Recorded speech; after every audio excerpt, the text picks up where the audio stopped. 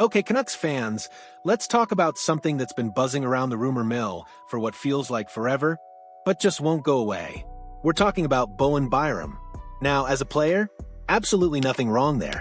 He's a talented, young defenseman from right here in BC. But as a trade target for the Vancouver Canucks right now, it just doesn't seem to make sense on the surface. And yet, the rumors persist. What in the world could be going on here? Let's dive in and try to figure out why the Canucks might still be interested in Bowen Byram, even when their blue line looks surprisingly crowded on the left side. First off, let's give Bowen Byram his due. He's a 23-year-old, turning 24 in about a week, left-shot defenseman from Cranbrook, British Columbia. He's already got 5 NHL seasons under his belt, and this past season with the Buffalo Sabres was arguably his best. He played a full 82 games, put up 38 points, and continued to round out his defensive game. There's a lot to like about him as a player. He's got skill, he's got youth, and he's got local ties. But the connection between Byram and the Canucks isn't new. It's actually a rumor with some serious history. Insider Rick Dhaliwal has been reporting on the Canucks' interest in Byram since he was tearing it up with the Vancouver Giants in the WHL. That interest apparently carried over into his time with the Colorado Avalanche. And then it really heated up after he was traded to the Buffalo Sabres. Remember all that speculation around the Elias Pettersson trade rumors earlier this year? There were whispers, reports connecting the Canucks and Sabres in a deal that could have involved Byram coming to Vancouver. But here's where the confusion really sets in. Things have changed since those earlier trade rumors, especially on the Canucks blue line. Last season, the left side of their defense was a bit more open, featuring Quinn Hughes, Carson Soucy, and 2 pending UFAs in Nikita Zadorov and Ian Cole. Adding Byram to that group would have made a lot more sense. However, as of right now, the Canucks' left side looks like this. Quinn Hughes, Marcus Pettersson, young Elias Pettersson, and they just extended Derek Forbort this week. That's 4 left-shot defensemen who are essentially locks for the roster, assuming health. It's actually looking a little overcrowded on the left side, so, from a purely logical standpoint, adding another left-shot defenseman, especially one who would command a significant trade package and likely a new contract, doesn't seem like a priority area for the Canucks, particularly when they're trying to improve other parts of the roster with limited trade assets. And yet, the talk about Byram just won't die down. The rumors have persisted into the summer of 2025, coming from Dhaliwal and other sources. The speculation even intensified again in May when Byram changed agencies, a move often seen as a player looking for a change in their playing situation or contract status. We're not here to dismiss these reports, they're coming from credible insiders. So, if the interest is real, what could it possibly mean?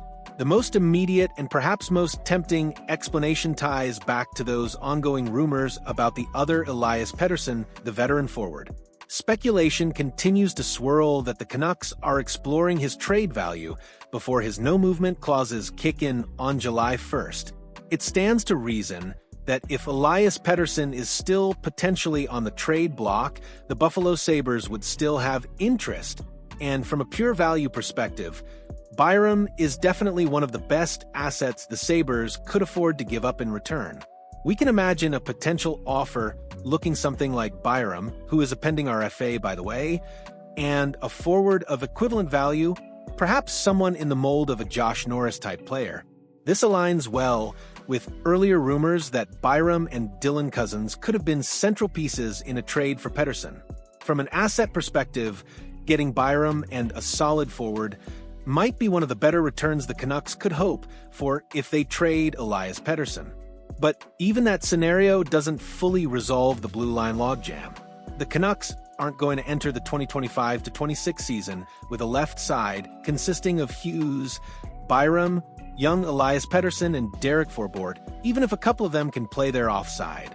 No. Adding Byram would almost certainly necessitate moving at least one more left-shot defenseman. And that notion just raises more questions. Which left defenseman would they move? Marcus Pettersson just arrived and signed a 6-year extension with a full NMC for the first 3 years. He's not going anywhere easily. Derek Forbort is a depth piece, too minor to move the needle in a significant trade. And while young Elias Pettersson is one of the Canucks' most appealing trade chips in their search for forward help, trading him after the impressive rookie season he just had would absolutely devastate a large portion of the fan base. It seems highly unlikely, despite his potential trade value. Okay, deep breath again. We really don't want to go here. But the most significant potential flexibility point when it comes to the Canucks' future roster, the one that hangs over everything, is Quinn Hughes' eventual free agency.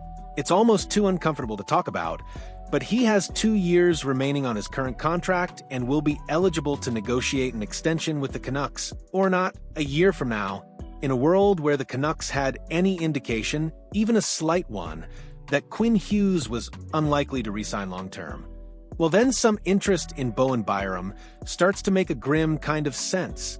There would be a lot of details to work out, of course. We're pretty sure Hughes wouldn't have much interest in becoming a long-term Sabre, who would if they could avoid it, and we all know where his preferred destination is likely to be if he ever left Vancouver. But if Hughes were to be traded before his contract expires, presumably for a massive return, part of that return could potentially be allocated towards acquiring Byram. Now, let's be clear. We are not suggesting Byram is anything close to a Hughes replacement, but at 24 years old, he would be a sensible piece to add to a post-Hughes rebuild, or at least a significant retooling. But honestly, you'd be hard-pressed to find a single Canucks fan who wants to entertain that possibility. A future without Quinn Hughes is the absolute worst-case scenario, and with all due respect to Bowen Byram, he does little to soften that blow. It's probably best to hope that any rumors linking Byram to the Canucks are either misleading or based more on his BC roots than any genuine imminent interest, because from where we're sitting, any real interest in acquiring Bowen Byram right now, given the state of the defense, feels like it might mean something unhappy is brewing elsewhere on the roster. Whether it's a difficult Elias Pettersson trade or something even more concerning down the line regarding their captain. All right, Canucks fans and hockey minds, what do you think is going on here? Why the persistent Bowen Byram rumors when the left side defense seems full? Are we overthinking it? Or does this point to bigger moves coming? Let me know your theories, your frustrations, and your hopes in the comments section below. We need to talk this out. And if you appreciate us tackling these confusing rumors and trying to make sense of the Canucks offseason, please hit that like button. Your support helps us keep the channel going. Thanks for tuning in, and we'll see you next time with more hockey news.